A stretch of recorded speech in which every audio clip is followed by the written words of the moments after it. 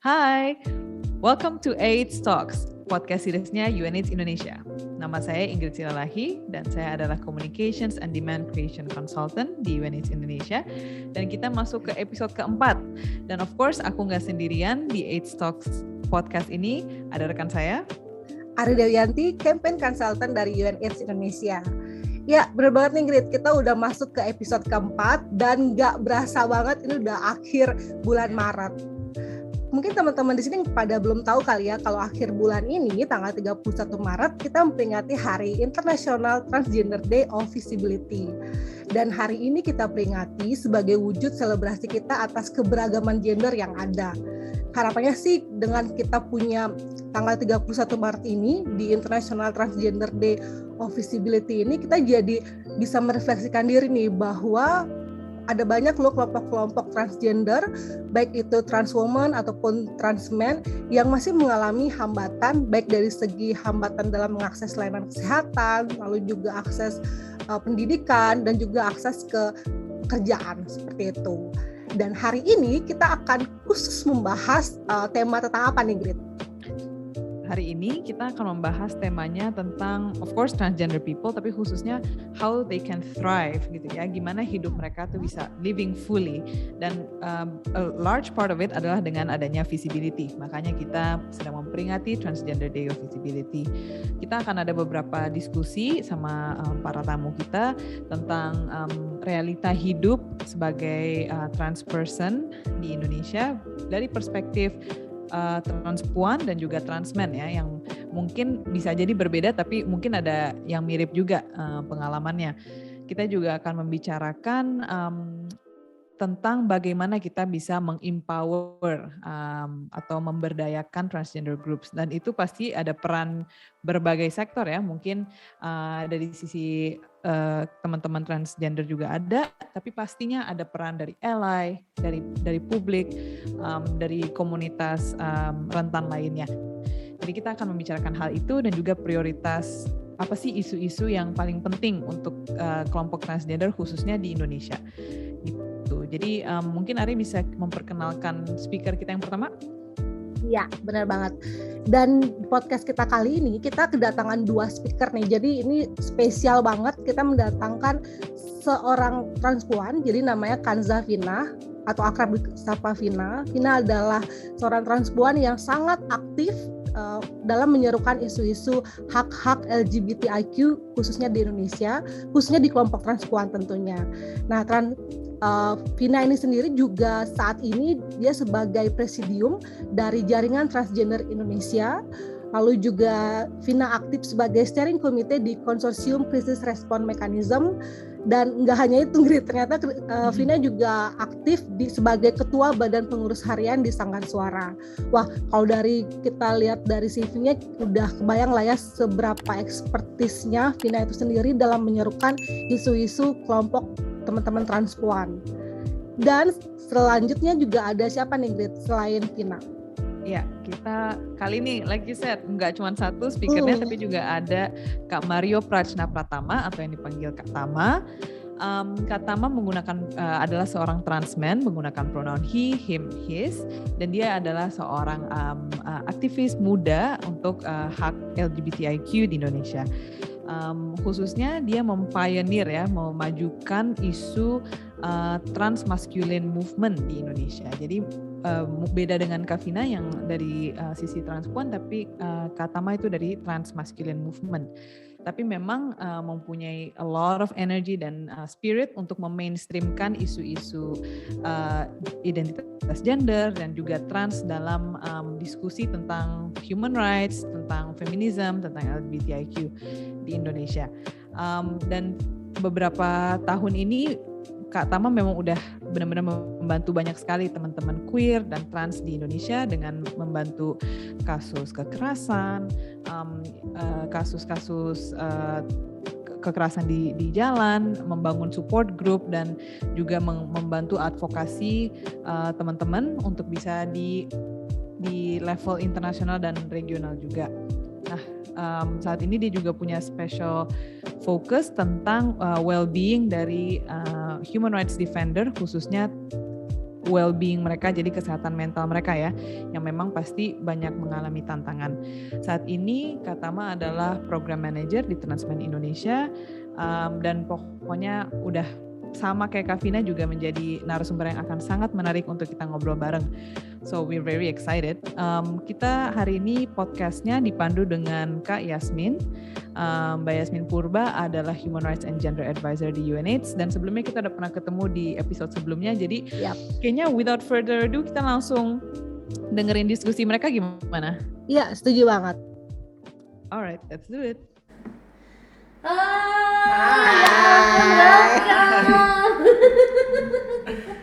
Selamat datang di EdStalk. Ini podcast tentunya teman-teman udah tahu ya, di sini podcast UNAIDS yang alhamdulillah sekarang udah sekitar 20 juta subscribers.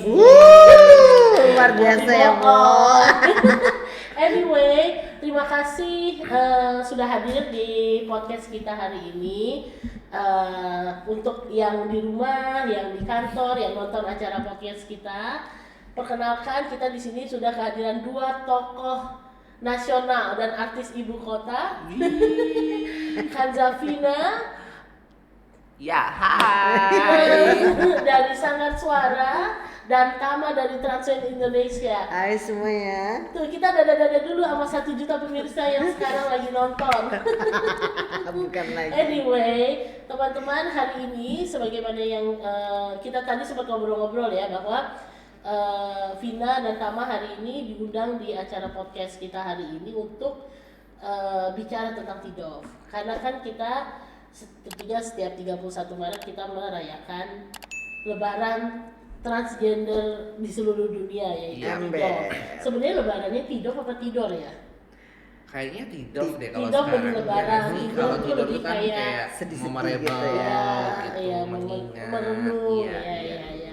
Nah, mungkin sebelum kita lebih jauh ya ngomongin tentang TIDOF, aku mau mempersilahkan Vina dan Tama untuk memperkenalkan diri yang lebih ini lagi, lebih terserah deh mau ngomongin apa tentang diri kalian ya, plus Ini waktunya gitu ini ya. waktunya, Oke. plus organisasi kalian masing-masing. Silakan. Oke. Sweet. Iya, aku Kanza Vina, sehari-hari aku di Sanggar Suara sebagai ketua. Jadi Sanggar Suara adalah organisasi komunitas transgender perempuan muda di Jabodetabek. Kami base-nya di Jakarta. Oke. Suara ini udah terkenal lah ya di kelompok, terutama di Medan, komunitas, bukan hanya komunitas, kayaknya masyarakat sipil lumayan sekarang tuh udah lumayan menemui tempatnya ya. Iya. Nah, silakan Tama yang tidak kalah populernya juga. Iya, halo semuanya. Namaku Tama. Aku aku salah satu pendiri Transmen Indonesia. Sekarang jadi program manajernya Transmen Indonesia, disingkatnya TI. Jadi ini organisasi, kalau Suara itu fokus di transpuan, kalau Transmen Indonesia fokus di trans laki-laki dan non-binary juga gitu. Jadi kami fokus di advokasi hak-hak asasi manusia kawan-kawan trans laki-laki. Oke, itulah dua kawan kita yang ada di sini. Kita kan di sini kita lihat nih kan perwakilan dari organisasi transpuan, perwakilan dari organisasi transmen, dan sebenarnya kalau ini observasi pribadi aja ya, mungkin benar mungkin enggak, tapi kayaknya buat masyarakat Indonesia transpuan itu jauh lebih dikenal daripada transmen, karena aku beberapa kali juga punya apa ya, orang-orang tuh bahkan yang menurut aku di sektor yang sesama masyarakat sipil ya, bahkan nggak tahu kalau ada yang namanya transmen, gitu kan. Artinya karena kita hadir di sini untuk bicara tentang visibilitas, maka mungkin ini adalah mudah-mudahan ini cukup memperkenalkan kepada jutaan pemirsa yang di sana bahwa ini loh, ketika kita bilang transgender itu nggak melulu. Sekarang kan orang selalu ngomong, sering banget orang ngomong transgender, oh maksudnya transgender perempuan gitu kan. Mereka nggak tahu kalau transgender itu bukan hanya transgender perempuan, tapi ada transgender laki-laki gitu kan. Nah, disinilah Makanya kita senang banget hari ini Tama dan Vina juga punya waktu untuk berada di sini untuk bicara soal visibilitas dari kelompok transpuan yang nggak tunggal, transgender yang nggak tunggal gitu, yang bukan transpuan. Nah, kita langsung aja kali ya ke topik yang pertama, ke pertanyaan yang pertama. Aku di sini kan cuma host ya. Yes. Aku mau nanya nih, menurut Tama, menurut Vina, apa sih, kita kan lagi merayakan Transgender Day of Visibility ya kan ya. Tapi mungkin teman-teman di luar sana atau publik apalagi ya nggak paham apa itu TDOF gitu kan. Menurut Tama dan menurut Vina, atau mungkin ada salah satu dari teman Vina atau Tama yang bisa memperkenalkan kepada pemirsa kita di rumah atau di layar laptop dan handphone masing-masing, apa sih TDOF gitu kan, dan TDOF secara konsep ya, secara konsep itu apa dan apa makna TDOF bagi kalian? Apa makna visibility itu sendiri bagi kalian? Silahkan, mau sweet lagi? Silahkan, siapa yang mau memperkenalkan TDOF ke jutaan pemirsa di sana? Oke, jutaan pemirsa. Iya, ya thank you Kak Yasmin. Jadi iya teman-teman, kayak yang Kak Yasmin bilang, ada tanggal 31 Maret itu diperingati sebagai Transgender Day of Visibility alias Hari Visibilitas Trans gitu. Visibilitas itu bahasa Indonesia penampakan, tapi kalau kita bilang penampakan serasa hantu ya, Bo ya. Horor-horor gimana gitu. Jadi Hari Visibilitas Trans gitu. Nah, hari ini itu dirayakan karena teman-teman trans di seluruh dunia ngerasa bahwa orang itu sering nggak sadar bahwa satu, trans itu ada. Dua, kayak yang kayak Yasmin bilang, trans itu jenisnya kayak tanaman ya. Trans itu ada ragamnya, emang macam-macam. Jadi dia nggak tunggal gitu. Ada orang trans itu ada macam-macam. Terus ketiga yang mungkin juga penting adalah orang nggak tahu apa sih yang dialami sama teman-teman trans gitu. Jadi karena 3 hal ini dirasa kurang nampak ya, kurang kelihatan, jadi teman-teman global itu menyepakati ayo kita bikin yang namanya Trans Day of Visibility untuk ngangkat visibilitas 3 hal itu tadi. 1, transnya sendiri, 2, keragaman di teman-teman trans, dan 3 adalah situasi yang dialami teman-teman trans itu. Nah, kalau Vina mau menambahkan? Enggak. Oke. Sama. Nah, kalau tadi kita ngomong soal TDOF secara lumayan historik dan ini ya apa namanya tujuan dari TDOF ini dirayakan setiap tahunnya, diperingati setiap tahunnya. Tapi secara personal, TDOF itu apa sih makna visibility? Mau mulai dulu? Iya, kalau aku secara pribadi ya memahami makna visibilitas terkait dengan identitasku, aku berpikir bahwa sebenarnya bukan hanya bagaimana aku menampakkan atau tadi menunjukkan siapa aku di publik, tapi bagaimana juga pengakuan dan kehadiranku di mata publik. Itu sih sebenarnya. Misalkan sebelum kita ke publik mungkin di lingkaran kita dulu ya, kali di teman-teman LGBTIQ-nya, di teman-teman LICE atau teman-teman sekutunya, bagaimana sebenarnya kayak Tama bilang itu tadi, kehadiran dan kan kita tuh sering banget di beberapa saat kita dianggap ada gitu ya.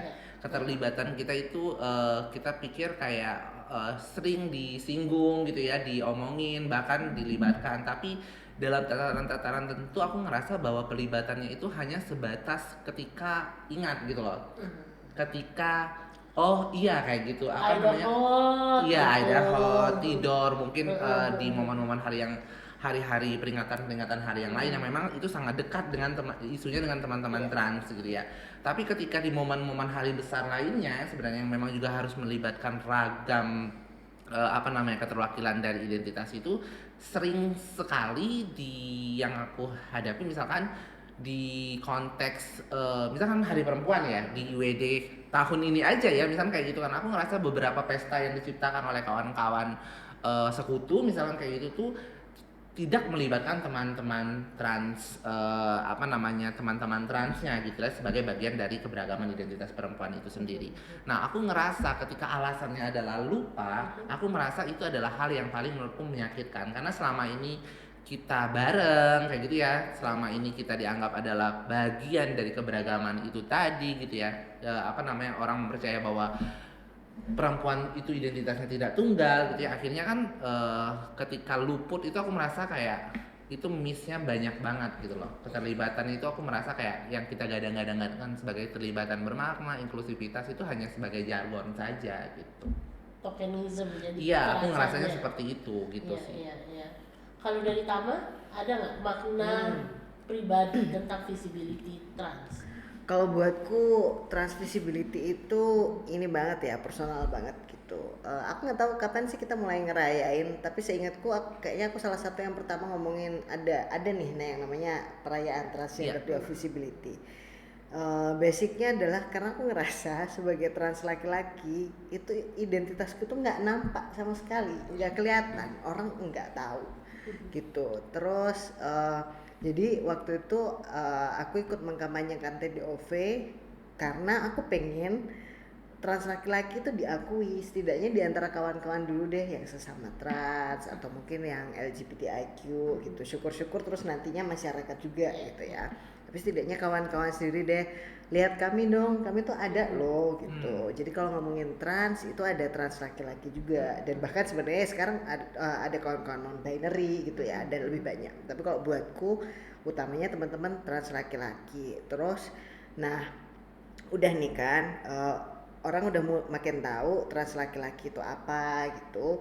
Nah terus aku mulai ngerasakan problem yang berikutnya, yaitu ketika orang nggak tahu apa yang dialami sama teman-teman trans laki-laki. Mereka tahu nih, oke, ada nih trans laki-laki, tapi pada nggak ngerti trans laki-laki itu mengalami apa. Bahkan kadang malah ada ketika kami udah mulai visible, malah ada stigma-stigma baru yang bermunculan. Misalnya bahwa trans laki-laki itu punya, karena identitas gendernya laki-laki, dia jadi punya privilege. Gitu, dianggap punya privilege, dianggap ketidakadilan yang dialami itu nggak seberapa karena identitas gendernya laki-laki. Dianggap kalau di teman-teman gerakan perempuan ada pandangan-pandangan yang menganggap trans laki-laki itu pengen naik kelas misalnya, atau melanggengkan patriarki gitu-gitu. Jadi gini, udah visible terus kejedot gitu kan, apps gitu kan. Oke, berarti nggak cukup nih visible secara orang tahu ada transmen doang gitu, tapi kita juga perlu untuk ngomongin apa yang kami alami karena orang nggak ngerti gitu. Makanya TDOV jadi personal banget kalau buatku, karena aku ya pengen identitasku dan teman-teman diketahui lengkap bersama apa yang kami alami. Ceritanya juga, cerita di balik visibility itu. Nah, ini menarik sih menurut aku ya, karena kan sebenarnya kalau dari cerita Vina dan cerita Tama, sebenarnya kita ngomongin soal visibility, bahkan kita belum ke publik ya. Bahkan di internal komunitas, mungkin bukan komunitas LGBT tapi kayak komunitas masyarakat sipil gitu kan, allies, komunitas allies itu sendiri penampakan atau visibility dari transgender itu sendiri masih pasang surut ya. Kayak misalnya mungkin ini kelihatan sebenarnya mungkin masih banyak orang yang sangat gagap ketika karena menurut ya bukan menurut aku pribadi sih, tapi kan kita tahu bahwa konsep tentang non-binary, gender non-binary, trans dan segala itu kan betul-betul ya lumayan revolusioner, revolusi gender lah ya bisa dibilang ya. Sehingga kayaknya masih banyak orang yang bahkan ketika bilang dirinya adalah bagian dari kelompok yang progresif atau apa masih belum terdekonstruksi lah ceritanya konsepsi gendernya ya. Hari Perempuan masih gagap bahwa ada perempuan dengan segala keragamannya. Yang mungkin nggak terlalu relevan buat transmen ya, atau bahkan yang lebih, aku nggak tahu masih apa enggak ya.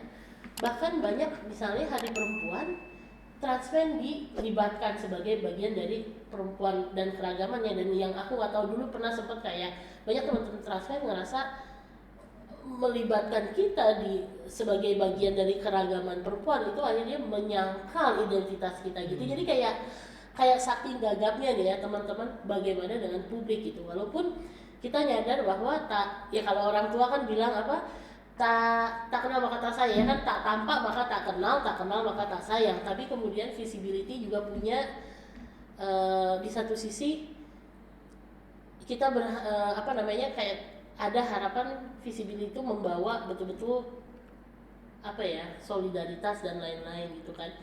Tapi itu sendiri masih pasang surut. Belum lagi menghadapi visibility di publik. Nah, kalau menurut teman-teman saat ini sebenarnya aku merasa kan kalau visibility di teman-teman komunitas sekutu dan lain-lain mungkin akan menguatkan ya. Tapi bagaimana dengan publik? Bagaimana apabila bagaimana menurut teman-teman visibility di masyarakat yang lebih luas, ini masyarakat yang benar-benar dengan segala keragaman ideologi, keragaman keyakinan dan lain-lain ya. Problem terbesar apa? Apakah visibility itu penting di publik ya, atau justru membahayakan? Kalau kita lihat kan, aku ingat pasca 2016 tuh orang pada bilang kayak udah jangan terlalu nampakin diri, jangan terlalu ini, kita lebih underground aja, nggak bisa membahas yang terlalu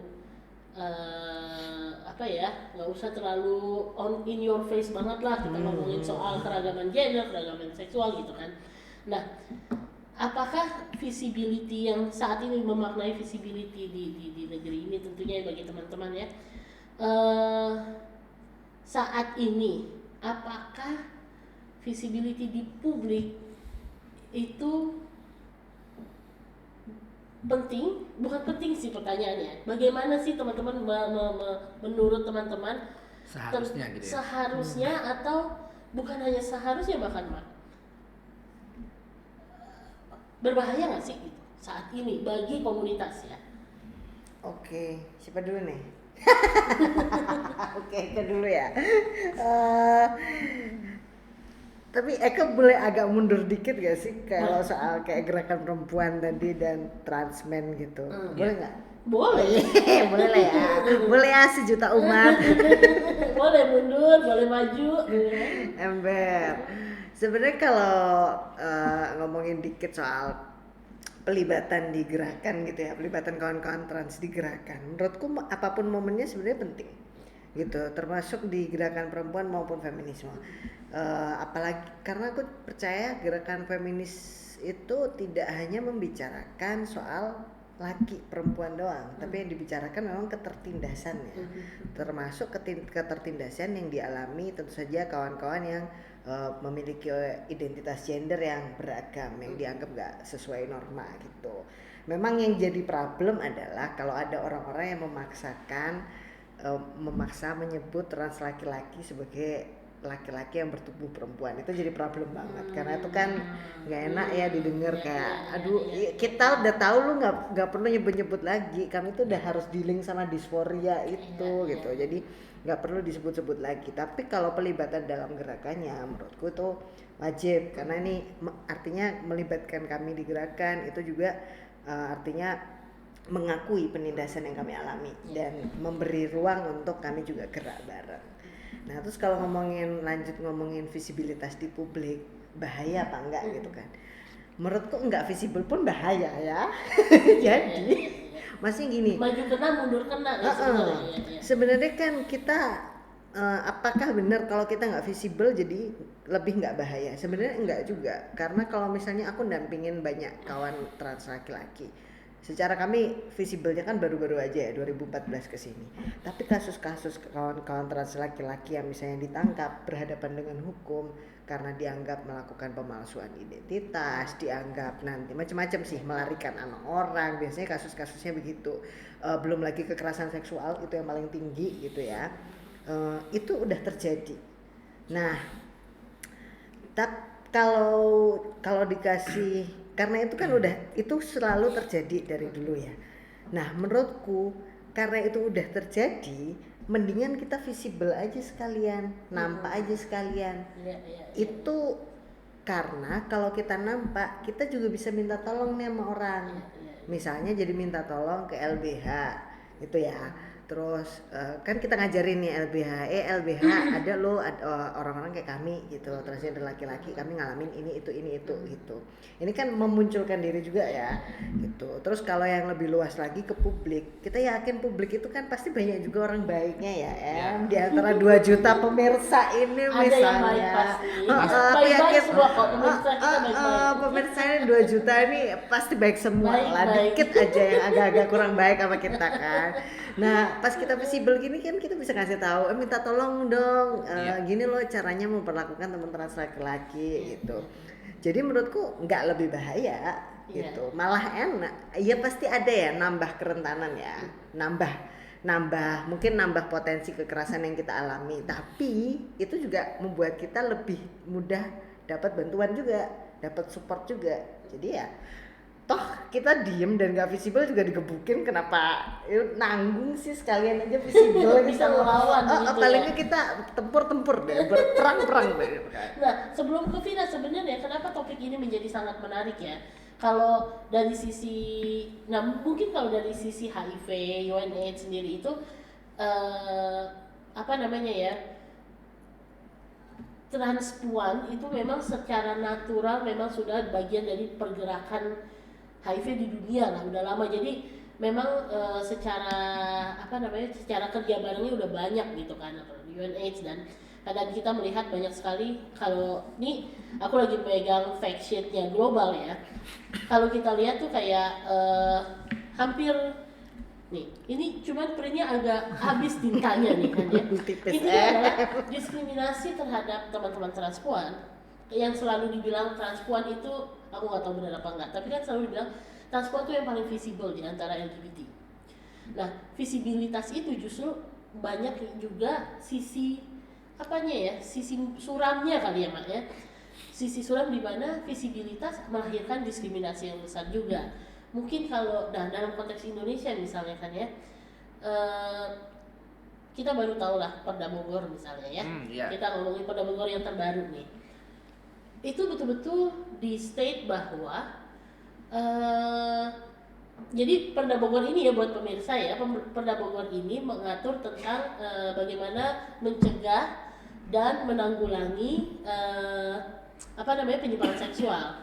Nah yang dikategorikan sebagai penyimpangan seksual itu salah satunya adalah homoseksual, lesbian, bisexual, dan transgender, ya kan, itu salah satunya kan.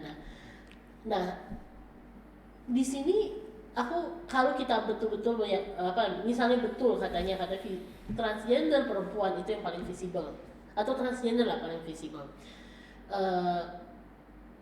Mungkin hal ini, nah ini di sini kenapa perdebatan soal visibilitas dan publik semakin aware,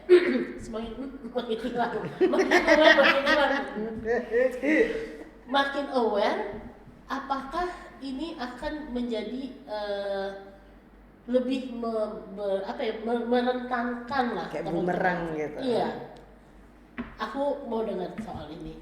Mungkin juga teman-teman mau dengar soal ini. Iya, kalau aku sendiri ngelihat bagaimana visibilitas ini akhirnya menyebabkan atau menambah kerentanan, itu mungkin saja, itu bisa saja terjadi kayak gitu. Tapi kalau berkaca dari teman-teman trans gitu ya, apa namanya, orang tuh kan di Indonesia sendiri kan sebenarnya mengenal trans, khususnya transpuan ya, itu kan sudah sejak lama ya, bahkan di beberapa budaya gitu ya, di beberapa istilah di daerah itu udah mengenal atau mengidentifikasi orang-orang di luar biner ini tadi ke dalam satu identitas tertentu. Dan menurutku dari situ aja kalau kita ngomong bahwa visibilitas itu apakah membahayakan atau tidak, tergantung konteks sosial dan politik juga sih menurutku, bagaimana itu berpengaruh kepada teman-teman. Kalau sekarang terlihat semakin membahayakan itu juga, kita harus lihat faktor lain juga. Apakah ada kelompok konservatif juga yang semakin menguat, kondisi politik yang seperti apa, lalu apa kepentingan orang-orang elit ini untuk menggunakan isu kita. Semuanya kan saling berkelindan ya, sehingga bisa saja itu menciptakan ketakutan-ketakutan. Kalau dulu pasca dilegalkannya pernikahan sejenis di Amerika, lalu kemudian Indonesia gagap atau beberapa negara di Asia gagap menganggap semua gerakan LGBT menuntut perkawinan sejenis, padahal kita di Indonesia aja sedang memikirkan bagaimana bisa sekolah dengan aman, bagaimana teman-teman bisa mengakses pekerjaan, dapat KTP, dapat tinggal di rumah layak, fasilitas-fasilitas publik bisa diakses. Itu kan sebenarnya kan yang terjadi, sehingga crackdown 2016 sampai sekarang itu memang benar-benar bukan hanya visibilitasnya saja, tapi karena memang momentumnya itu memang kebetulan pada saat itu ada momentumnya, lalu mungkin kalau kita bisa lihat momen itu juga tidak dimanfaatkan sama komunitas LGBTIQ saja, tapi dimanfaatkan oleh komunitas-komunitas yang lain atau komunitas-komunitas yang memang mereka konservatif dan memang menentang orang-orang LGBTIQ untuk semakin yaitu menunjukkan visibilitas mereka juga bahwa ini harus ditolak kayak gitu. Jadi ada orang-orang yang memang merebut yang punya kepentingannya sendiri sih. Jadi memang kalau kita berbicara apakah itu menambah kerentanan, menurutku ya itu sudah pasti kayak gitu ya. Tapi untuk diam berdiri sendiri untuk tidak visibilitas bukan berarti kamu akan terbebas dari penindasan juga atau terbebas dari ini, karena memang udah tersistematis juga kan di luar sana. Orang sudah kelompok-kelompok konservatif sudah against gitu ya, udah menolak dan mengkampanyekan itu. Sementara kita dulu, aku ingat banget bener kata dirimu waktu itu, pada saat itu kan kita disuruh udah jangan terlalu nampak, jangan terlalu ini, dan aku tuh bahkan pernah ada di momentum nggak berani menggunakan sosial media itu dari 2015 sampai 2018 kayaknya aku benar-benar nggak menggunakan sosial media karena aku merasa takut pada saat itu. Tapi ketika aku sadar sekarang, aku merasa bahwa mereka berhasil membungkamku pada saat itu yang aku rasakan ya, sehingga sekarang aku pikir kayak yang perlu dirubah sebenarnya bukan visibilitasku untuk menunduk terus, tapi yaitu bagaimana orang tahu bahwa banyak kelompok atau banyak orang-orang trans yang sebenarnya juga dirugikan oleh sistem, misalkan mendapatkan diskriminasi, kekerasan, dan masa kita harus tetap diam saja kan enggak. Jadi memang harus ada konsekuensinya sih menurutku. Semakin banyak kita dikenal oleh publik gitu ya, semakin siap juga kita dengan bagaimana penerimaan publiknya, bagaimana orang-orang menganggap kita ini. Tapi menurutku ketika orang sekarang kalau kita lihat TikTok, ya itu banyak sekali teman-teman trans ya, either itu transpuan ataupun trans laki-laki, non binary itu udah muncul gitu loh, menggunakan sosial media tanpa harus kita bilang kalau kita di organisasi kan kita selalu mengunjukkan keamanan gini yang segala macam. Tapi kalau sekarang tuh kayak yang udah gitu loh, kayak gue udah capek sembunyi kayak gitu. Lu mau terima gue syukur, nggak ya sudah. Kalau nggak tuh, kalau bahasa mereka apa susahnya sih lu skip. Iya. Kalau lu nggak suka kan cuma kayak gitu. Kalau bahasa mereka yang kayak nggak muncul di timeline ya. Iya, kalau lu nggak suka tinggal skip aja, jangan bacot kan kayak gitu ya ibaratnya. Kalau sekarang tuh kan itu, dan bener juga sih setelah yang kupikir kayak gitu. Sekarang kan kayak yang zaman berkembang gitu ya, pengetahuan terus berkembang kayak gitu. Orang-orangnya juga kita nggak tahu muncul dari mana saja, dan ya itu orang harus siap, suka nggak suka, lu mau nggak mau, lu harus dihadapkan dengan banyak model ragam manusia kayak gitu. Kita nggak bisa ngelihat kita harus tetap stay di hanya ada laki-laki dan perempuan saja, itu udah kolot gitu ya, mohon maaf kayak gitu ya kan. Itu sih kalau dariku ya. Iya, dan sebenarnya menarik ya Fit ya.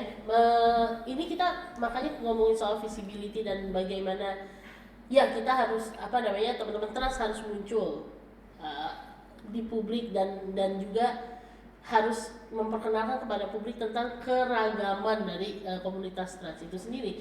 Kita balik lagi ke tadi, mungkin karena itu bahwa yang bisa mensupport itu kembali lagi ke allies kan sebenarnya. Sehingga pentingnya menguatkan visi allies itu sebenarnya penting ya. Kalau aku dengar dari teman-teman tadi ya, kalau allies menguatkan visibility ini, makin banyak ruang kan bagi teman-teman trans untuk menunjukkan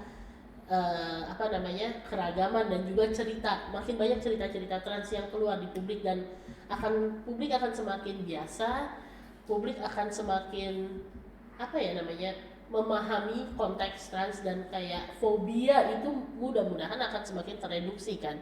Nah, Kalau dengan begitu, mungkin aku mau nanya nih, seharusnya gimana sih jadi, walaupun temanya ini kayaknya tema Aidokot yang dulu nih ya, how to be a good ally. Iya, how to be ally. Ally Tapi speaker. memang masih Never relevan. ending topik sih kalau Iya. itu ya. Nah, kita ngomong soal visibility, gimana sih ally dan gimana juga publik ya. Kalau publik mungkin kita bisa bilang jangan diskriminasi, lu nggak demen skip gitu kan, Iya. atau jangan apa. Tapi mungkin bisa mungkin share ya dengan teman-teman sendiri, gimana sih ally harus berlaku untuk menguatkan ini. Oke, aku dulu ya. Iya kan? Saling nambahin lah kita Iya. ya. Menurutku kalau buat allies gitu ya, satu edukasi dirimu itu. Karena kadang gini, ya maksudnya ya tentu saja teman-teman trans itu pengen mengedukasi semua orang ya, tapi kan kita juga capek ya, maksudnya Dan bukan punya limit juga. kita punya limit, mana ada mungkin apa, kita juga trans yang maksudnya kami yang mungkin bergerak di organisasi atau gerakan trans, kami juga adalah individu trans yang menghadapi segala permasalahan itu kan, gitu. Jadi ada limitnya. Jadi toh sumber-sumber belajar tentang trans, identitas gender itu udah banyak banget, gitu. Jadi edukasi dirimu sendiri juga, gitu. Itu penting. Bantulah kami dengan cara mengedukasi dirimu sendiri juga. Jangan membebankan itu semua ke kawan-kawan trans. Terus kedua, mungkin kalau dari aku itu jangan ambil ruangnya teman-teman trans. Gitu. Misalnya kalau ini karena masih sering terjadi ya, aku masih ngamati kalau ada misalnya yang entah itu institusi, kolektif, komunitas mau ngomong soal isu trans, tapi yang diundang bukan trans, atau yang diundang misalnya dari 3 narasumber lah ya, itu cuman yang trans cuman 1 gitu. Ya ini tolong direfleksikan buat teman-teman, kalau mau ngomongin trans undang teman-teman transnya dong, kecuali memang ada hal yang signifikan ya, misalnya kalau ngomongin bantuan hukum untuk teman-teman trans, boleh lah ngajak kawan-kawan bantuan hukumnya misalnya, tapi utamakan teman-teman transnya juga. Dan teman-teman allies kalau misalnya dapat undangan yang terkait trans gitu, cek juga itu ruangku bukannya. Ada teman trans yang lebih bisa ngomongin itu nggak ya? Misalnya topiknya kekerasan berbasis gender pada teman-teman trans gitu. Kalau ada teman trans yang menguasai topik itu, kasih dong ruangnya ke teman-teman trans. Jadi jangan diambil, berikan kepada teman-teman trans. Termasuk project-project ya, menurut Eka, aku suka sama kolaborasi gitu. Tapi resource untuk teman-teman trans itu sangat sedikit di dunia. Gitu. Jadi kalau bisa, kalau misalnya kamu bukan organisasi trans nih, jangan ngajuin pendanaan atau cari dukungan pakai isu trans gitu. Mesti kayak Iya. lu tahu diri kayak gitu. Kan kita maksudnya teman-teman trans itu kalau disuruh maksudnya disuruh untuk saat ini ya, kalau dengan segala penindasan yang kami alami, kalau kami disuruh beradu menang-menangan proposal sama kau atau menang-menangan latar belakang pendidikan, kita bisa kalah Kalah gitu. jauh, kalah telak. Kalah telak gitu. Jadi jangan ambil ruangnya. Sama satu lagi kali ya, dikit lagi nih, satu. Salah satu cara untuk membuat ruangmu inklusif adalah misalnya gini, teman trans problemnya kan dengan pekerjaannya. Teman-teman allies yang di masyarakat sipil, organisasi-organisasi itu sebenarnya kan pasti punya banyak ruang kerja. Nah, buatlah syarat-syarat yang itu memungkinkan bagi teman-teman trans untuk bergabung. Misalnya kurangilah syarat pendidikan yang tinggi, gitu. Misalnya kayak bahasa Inggris. Kalau bahasa Inggris masih bisa diasah, bukannya hal-hal itu nggak bisa diasah ya, tapi paling nggak kasih affirmative action lah buat kawan trans. Karena misalnya lu tahu kan, Eka aku berkapasitas banget, tapi aku nggak lulus S1 karena diskriminasi dan segala macam gitu, dan lagi males kuliah lagi karena kena butuh makan gitu ya, Bu. Fokus cari makan dulu gitu. Makan modul silabus. Tapi kalau aku mau daftar kerja sana sini, kalau udah syaratnya adalah S1, S2 gitu kan kayak padahal aku sangat berkapasitas misalnya gitu. Jadi kita bisa membuat ruang-ruang kita lebih inklusif juga dengan cara-cara misalnya seperti itu. Ngasih ruang kerja ke teman-teman trans dengan menurunkan standar-standar akademiknya. Ya ada affirmative action. Iya, menarik ya kan, apa namanya, libatkan dalam pelibatan, kemudian kasih ruang, jangan diambil ruangnya, ya kan. Kalau organisasi lingkungan kan aneh ya kalau programnya adalah penguatan SOGI terhadap kelompok trans gitu kan. Organisasinya organisasi lingkungan gitu kan. Nah, ini menarik sih. Kita harus ingat itu kan, selalu kasih ruang dan jangan ambil ruang. Kayaknya ini perdebatan soal mirip-mirip antara feminis laki-laki dulu nih.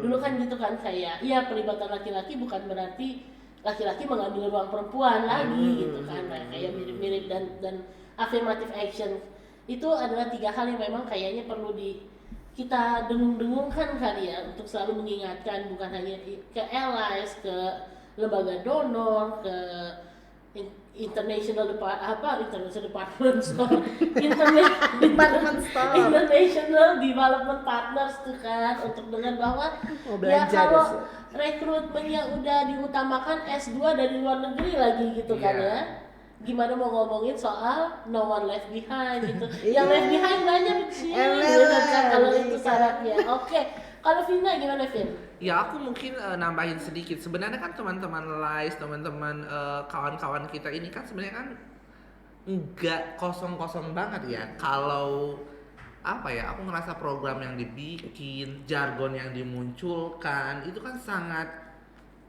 memberi harapan gitu ya. Misalnya kayak dulu tuh aku ingat orang-orang berbondong-bondong ngomongin inklusivitas. Tapi inklusivitas yang dimaknai itu adalah ketika mereka melibatkan satu orang trans, mereka mengklaim bahwa mereka sudah cukup inklusif gitu. Ada keterwakilan trans di tanah. Tanpa mereka melihat misalkan keterlibatan teman-teman itu sampai sejauh apa kayak gitu. Kadang-kadang kan ya itu ujung-ujungnya hanya jadi token kan. Ujung-ujungnya enggak strategis gitu ya. Kemudian apalagi misalkan orang bilang orang selalu tidak memperhatikan tentang apakah itu cukup bisa diakses sama teman-teman trans. Kadang-kadang orang bisa bilang bahwa kayak, oh kami sudah cukup inklusif kok, kita harus ini segala macam. Tapi ketika bekerja, aku mendebat salah satu organisasi broker kali ya kalau di sini. Iya kan, maksudnya kayak kayak dia isunya adalah isu teman-teman LGBT gitu ya, memang itu diperuntukkan untuk kawan-kawan LGBT gitu ya, dan LGBT muda lagi kayak gitu. Tapi standar mereka ketika mereka bikin open recruitment kayak tadi itu diperuntukkan misalkan untuk S1 dan spesifik banget S1-nya itu apa jurusannya. Dan itu kan kayak lu udah S1 jurusan sastra Jawa. Misalkan antropologi, misalkan jurusan sosiologi atau jurusan apa, atau punya pengalaman lebih dari 8 tahun di organisasi. Nyari teman-teman trans yang udah lebih dari 8 tahun tuh nggak banyak. Iya kan, maksudnya kan lu bisa turunin kan standar. Kalau misalkan yang dilakukan sama organisasi-organisasi trans sendiri misalkan kayak gitu adalah lu punya minat belajar, mau kerja bareng, ayo kita ajarin. Itu yang dilakukan oleh organisasi trans sekarang kayak gitu. Kalau ada teman-temannya, karena kayak gini kita berkaca juga. Dulu kita selalu menuntut misalkan kayak, oh ayo dong libatin teman-teman. Tapi tanpa kita sadari misalkan kita juga mengadopsi budaya-budaya yang sama juga. Nggak apa-apa pengalaman cuma 3 tahun misalnya kayak gitu. Tapi ketika teman-teman transnya sudah ada, dihadapkan pada lu harus bikin report pakai komputer. Lu harus meeting dengan bahasa Inggris tanpa ada asistensi, tanpa ada terus sudah tidak ada asistensi, diomongin lagi kok lama banget sih, kok ini doang nggak bisa sih, tanpa mereka tahu bahwa mereka nggak tahu apakah teman-teman ini sudah punya pemahaman misalkan cara, kalau kami dulu kayak bisa nggak buka laptop tuh caranya gini loh, ini tombol untuk dari situ ngajarin ngetik, konvert jadi PDF PDF ya Pak? Iya, pengalamanku aja sendiri, aku tuh ngerasa dulu kayak aku ngerasa dulu kayak laptop tuh nggak bisa PDF. Sehingga pas temanku bilang kalau kirim undangan, karena kan pakai tanda tangan elektronik kan. Kalau bikin undangan, kirim undangan tanda tangannya jangan harus PDF, jangan Word, nanti tanda tangan kamu dipakai disalahgunakan. Iya, laptop gue jadul banget nggak bisa PDF. Padahal Elunya yang nggak tahu ternyata ada. Kan masalahnya di situ ya kayak gitu. Maksudku hal-hal yang kecil kayak gitu ya. Maksudku bisa terus nggak ada gini ya. Orang tuh selalu menuntut inovasi untuk project, tapi nggak pernah menuntut inovasi untuk report. Misalkan kita selalu terbentur kalau report ya formatnya begitu aja. Tanpa kita sadari misalkan nggak semua orang bisa dengan model kayak gitu. Nah, yang dilakukan organisasi trans misalkan kalau di Sanggar Suara, kalau kamu nggak bisa nulis, nggak minat di menulis, udah rekam pakai video, ada handphone udah bisa, ada handphone semua. Ya udah ceritain hari itu ngapain. Ya udah, itu kan bisa membantu teman-teman kan. Kayak ya udah, coba kamu ceritain hari ini kamu ngapain, ketemu siapa aja. Yang penting poin-poin yang ada dibutuhkan dalam standar reporting itu masuk semua gitu loh. Itu kan afirmatif juga yang bisa dilakukan kan, sehingga sehingga orang bisa melihat sebenarnya teman-teman ini bukan tidak mampu, tapi hanya caranya saja yang mungkin kita selama ini belum bisa menemukan kayak gitu. Iya, bukan teman-temannya tidak mampu, tapi sistemnya yang tidak mampukan teman-teman ya kan. Bener banget. Kayak gitu. Nah, karena kita udah dikasih peringatan nih ya sama wasit. Kayaknya 45 menit tuh gak cukup ya. Mungkin kita langsung aja kita udah dengar banyak banget apa yang harus dilakukan. Kayaknya refleksi ini dalam 40 menit ini refleksinya banyak banget, semua tersapu habis. Publik kena refleksi, allies kena refleksi, termasuk allies yang merupakan misalnya donor, international NGOs dan lain-lain, dan NGO lainnya mudah-mudahan bisa berefleksi dari acara ini. Nah, seperti biasa ya, di akhir acara pasti ada kata-kata mutiara itu ya. Nah, ada nggak message dari teman-teman ke jutaan pemirsa kita di rumah itu yang mau disampaikan sama Vina, sama Tama terkait dengan TIDOF, dan message yang perlu di-highlight dari TIDOF tahun ini? Silakan. Ya, kalau dariku sendiri sebenarnya adalah kita akan selalu berhadapan dengan momentum-momentum perayaan-perayaan hari-hari besar lainnya kayak gitu ya. Tapi ini bukan soal momentum atau perayaannya sih, tapi menurutku adalah bagaimana tentang pelibatannya, tentang pengakuan dan penghormatan kepada seluruh keberagaman identitas yang ada, khususnya teman-teman trans. Karena aku percaya bahwa kita sedang tidak menyalahkan siapapun, tapi ruang-ruang diskusi, ruang-ruang belajar itu juga harus sama-sama kita manfaatkan. Ini bukan hanya sekedar nyinyir, ini bukan hanya sekedar kritik, tapi ini adalah ruang kita sesama untuk saling mengingatkan. Kalau kami salah ya kami juga sangat terbuka untuk diingatkan, tapi begitu juga dengan teman-teman. Jadi mari saling mengkoreksi, saling berbagi, saling belajar, dan